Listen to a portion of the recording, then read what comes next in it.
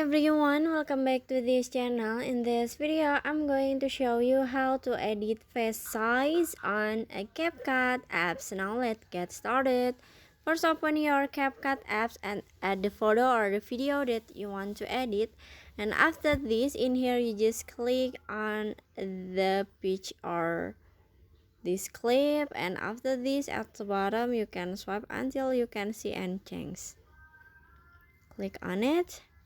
And after this, in here you just click on the face, and then in here you just click on the shape, and now you can swipe left or right like this for adjust your face size.